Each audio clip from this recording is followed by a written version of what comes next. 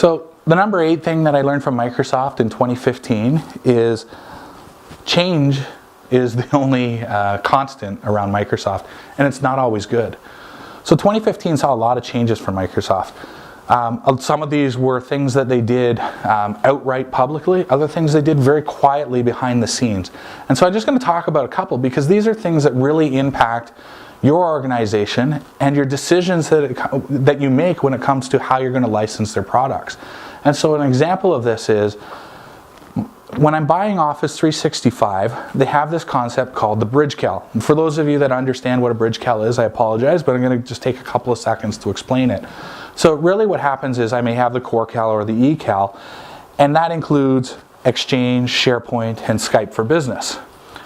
If I buy Office 365, that will potentially include Exchange, SharePoint, and Skype for Business. So if I move to Office 365 and I have a core cal or an e-cal on my EA, I potentially could be double paying for those 3 products, both in the Office 365 subscription and in my e-cal or core cal license. So they created a bridge cal to remove those 3 components. So the price excludes the price of Exchange, SharePoint, and Skype for Business. And so it was the right thing for Microsoft to do. But what they did in 2015, for instance, is they actually made the eCal Bridge a subscription-only product. So if you go back, it was perpetual. So my licenses for Windows and System Center, the things that stayed on premise, I owned a perpetual license to, so that when my EA expired in 3 years, I owned whatever the current version was for these.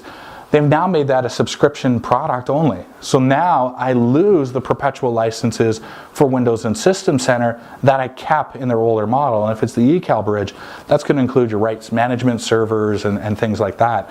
So, there's an example of a change that they made that's not beneficial to the customer. Just because Office 365 is subscription based, why do I want my on-premise server cals to be subscription based? So, there's a great example of something that they did that was pretty public.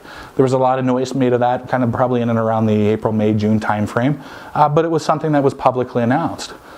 An example of a quiet change that they made was that in the past, if I had an Office or an enterprise product, so inside of an EA, they have these enterprise products, Office, the Windows OS, and the core cal.